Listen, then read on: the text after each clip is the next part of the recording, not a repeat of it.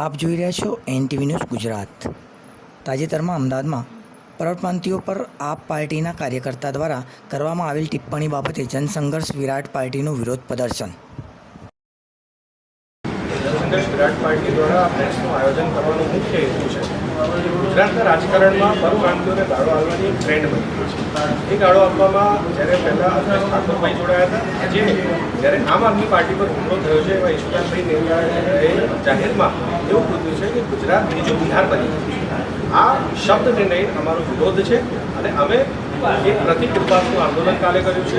જો ઈશુદાનભાઈ 24 કલાકમાં માફી નહીં માંગે તો કાલે પ્રતિક ઉપવાસ કરવામાં આવશે।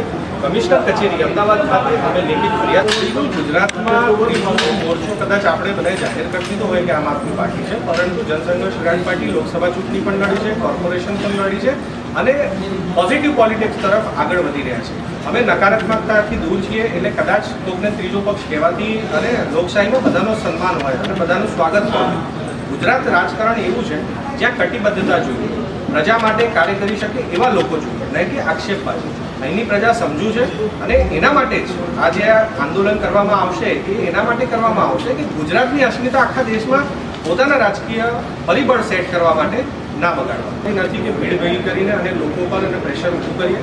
અમે કાયદેસર પહેલાં કમિશનર કચેરીમાં આજે જ જાણ કરી છે, લેખિત ફરિયાદ કરી છે કે આમના પર FIR નોંધવામાં અને જો પ્રતિક ઉપવાસ કર્યા પછી પણ આ લોકો પાછળ પગ નહીં લે, કારણ કે કદાચ એમનું સંગઠન મજબૂત હશે તો ગુજરાતની અસ્મિતા બચાવવા આખા દેશમાં અમે યાત્રા કરીશું અને લોકોને જાહેર કરીશું કે આ રીતે રાજકારણને બંધ કરવા। ઇન્ટરનેશનલ ક્રાઇમ બ્યુરો જો રિપોર્ટ જોઈએ આપણે તો બિહારનો ક્રાઇમ છે એના કરતાં ગુજરાતનો રેશિયો વધ્યો છે, તો આ નિવેદન કેટલું યોગ્ય છે?